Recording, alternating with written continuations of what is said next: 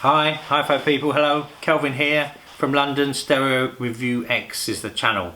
I review mostly vintage stereos, occasionally a bit of new stuff. Want to talk today about the whole vintage stereo market, the prices, what are the bargains and what are really not the bargains, and how it has changed over the last couple of years. And I'll give you some tips on how to locate a few interesting tips, let's say. So okay, first thing to know, last 2 years, vintage stereo, it's all gone up. It's all gone up, yeah? It's gone up, part of the vinyl resurgence, part of the mid-century furniture kind of, interior thing, and just the general retro idea, you know what I mean? So these things have conspired to send all the prices up, yeah? So what I would say is, if you went back 5 years, the demand was less. Basically the demand was less. And the prices of things, or the things that were expensive, were really the things that hi-fi people have desired, and they've created reputations, like the Rogers LS35A little speakers that people worked out really sound good, and the prices of those are high. What's changed is that now it's turned into not a sound issue, it's turned into an aesthetic issue, yeah? So people want things that look good. Probably in a way that looking good has become a priority over sounding good. So it used to just be about sound. So I mean, I don't know if you can see this here, but here's a Bang & Olufsen speaker, yeah? This has got this metal trim. This is veneered rosewood, yeah? I mean, rosewood is well nice, and it's like a classic of the mid-century look. And I mean, it does have a grille, which I haven't got here, which looks quite nice. But these are desirable now because they look good, and they do actually sound not bad, yeah? So they don't sound bad, but their desire is about the visuals, yeah? Now, I bought these maybe two or 3 years ago for I think like £115, yeah? And they didn't have, one of the grills was missing. But anyway, that's what would have happened 2 or 3 years ago. Now, if you go on eBay, you'll see things like this. Literally today, buy it now prices, okay? This is another interesting thing, buy it now. £300, £500, even £700, yeah? Well, there's just like, for £700, I can get loads of better sounding speakers than this. Second hand, I get I get 2 pairs of I get 2 pairs of speakers that would sound better than that for £700, you know what I mean? But this is what's happening. So let's just quickly talk about this whole buy it now, because this has changed dramatically on eBay. So it used to be that there were, most things would go into an auction, yeah, and you could watch the auction and follow it. And one thing you sometimes find with auctions is if, like, say, 2 of these came up, in a month, let's say, for instance, by the time 2 of them are sold, if someone else put another one on, a third one, that would sort of diminish the demand for it. Like, the people that wanted that have got it, so you might go cheaper if there's a bunch on the trot, if you really follow eBay.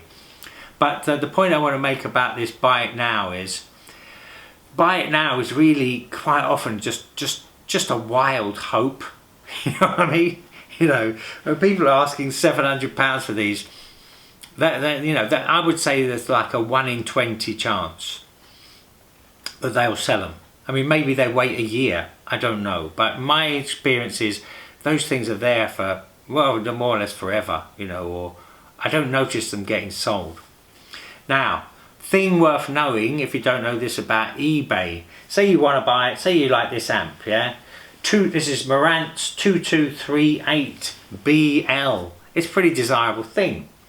You'll probably see that, buy it now for like £500, yeah? Well, if you don't know this, go to eBay, put this number or whatever thing you're looking to find out about, you know, in the search box, and go to filters, yeah, and a sort of drop down thing will come, and go to sold items and completed items and just switch those, and what you should get is whatever example of this has sold, you know, over, it probably go back like 2 years or something, and you will see how much they actually sold for, yeah. If it's sold, it will be in red, and sorry, green, and if it didn't sell, it will be in red. I think that's how it works. Well, green is definitely the sold items.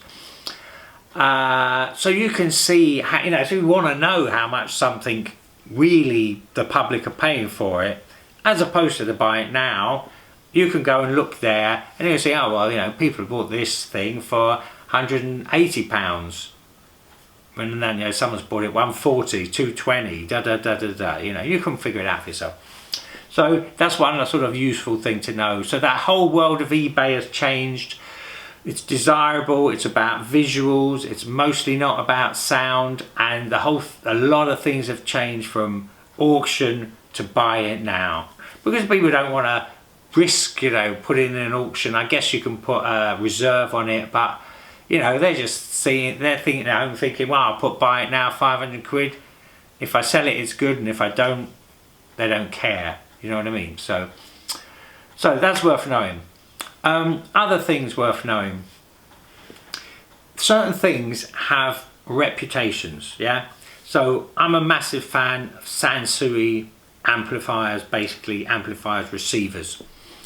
Now, the reason they're famous is because of the stuff they made pretty much between 1970 and 1975. That stuff is the stuff that sounds best. There's no doubt. Yeah, I mean, I've got 10 of them at least, and I know this in, you know, precise detail. What happens is that Sansui become a famous name, and people working out, you know, oh, these things sound good. And certain items become more expensive. Then what happens is it spreads out to areas of Sansui that actually aren't that good, right? But Sansui have got this reputation, so the later stuff is kind of, it's bathing in the glory of the famous stuff that made the reputation. And of course, you know, people don't know, and how could they know? They're sitting home, they go, this Sansui is good, I keep hearing about that, and they're desirable, and the prices go up. Maybe I'll buy this one. Oh, this one actually is from 1982. This isn't the one to have. Not at all, you know. But it's very, you wouldn't know this. So the point I'm making here is the whole retro world and the desirability of certain makes and, you know, amps, speakers, whatever. The reputation tends to spread out to cover areas that actually don't deserve this reputation, yeah? So along those lines, so you'll see things like, if you go on eBay, you're seeing like retro speakers, yeah? And they're really early speakers, right? Most times speakers didn't start getting any good till about 1970. You know, speakers from 1965, mostly, say you see a big paper cone and this is important, a cone tweeter, yeah, not a dome, yeah, but a small cone as a tweeter. If you see a cone as a tweeter, it probably means this is an old speaker. 95% chance it's just not a refined, well thought out, well designed thing, you know. And there's a load of these things, and you see them on eBay and they say retro speaker, something like, I don't know, Marsden Hall or EMI or stuff like this, and they're coming under the name of retro speakers, you know what I mean, but they're just old and not good sounding. So if you see a cone tweeter, most times you just kind of forget those, right? You know, unless you want a great big boisterous sound, want to put them in the garden and have a barbecue, something like that, you know. But I mean, it's not serious hi-fi, generally speaking. Something like that, just for instance, I would quote as, say, if you look up Wharfedale Melton, M-E-L-T-O-N, it's got like a 12-inch bass driver. I'm actually not sure what the tweeter is. I think it's a cone, but you know, it's just not a refined thing. Great big bass driver, small tweeter. The mid-range will be big and blurry. You know, it's just not a sophisticated thing. So you know, so watch out. Everything's getting called retro this and retro that, and you know, the amount of things that are really good in the retro hi-fi world, it's actually pretty slim. You know, honestly, you've got to know that. Let's do some big, you know, fairly famous names from the 70s. Some of them are good, some are bad. Okay, I would say Sansui are great. To me, as the Japanese, yeah, Sansui are great. Pioneer, okay. Marantz, okay. Yamaha, bit bass light, bit of a spiky treble. Then you get into things that really, I would say, I've never heard good examples of, like Trio, JVC, Panasonic, Aiwa, I don't know, Toshiba. You know, these names don't have reputations, generally speaking, and for a good reason. They didn't sound any good, right? They just flat out didn't sound any good. So, and I'm just talking sort of worldwide, I would say, you know, British hi-fi, you know, was really ahead of the game. You know, it didn't have this sort of mass appeal, but you know, people like Sugden, Kef speakers, Quad. Who else would you have?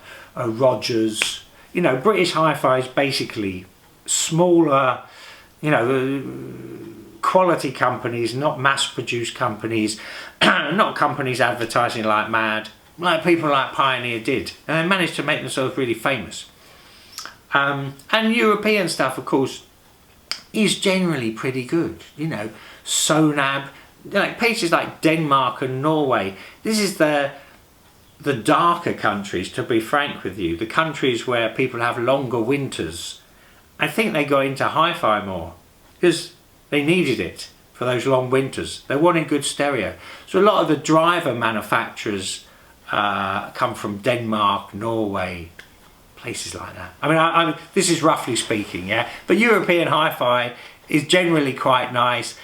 You know, Blaupunkt, Tandberg, Philips. It's kind of nice. It's generally a smoother sound in Europe, and some of the poorer Japanese stuff was a bit sort of spiky, transistory sounding. You know, not so hot. So okay. I'll try to sum this up somehow. What I'm saying is, beware of just the word retro stereo. Be aware that loads of things are just really expensive now because people want them for the looks. And if you want them for the looks, you know, absolutely, get it, you know, if that's what you want. But the looks do not always, the price will not always tally with sound quality. And there are a lot of interlopers in the world of what was once a sort of small world of known quality items, are sort of spread out into things that are visually good and things that are just like linked to that quality item by being the same company, but it's 10 years later. So I mean, all I can say really here is you've got to do some homework. I mean, I can tell if I say on my channel what sounds good a lot, you know.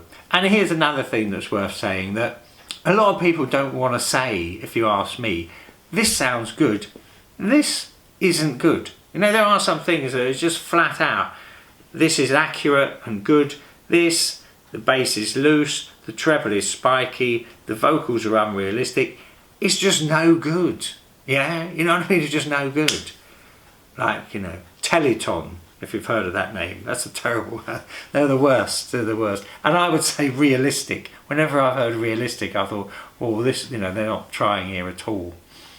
So okay, maybe I'll leave it there, but you know, what I'm saying is be careful, do your homework, check out the eBay prices, and yeah, okay, that's it really. More questions than answers, I'm afraid. But either, you know, watch my channel, I'll try and tell you. Okay, thanks, bye for now.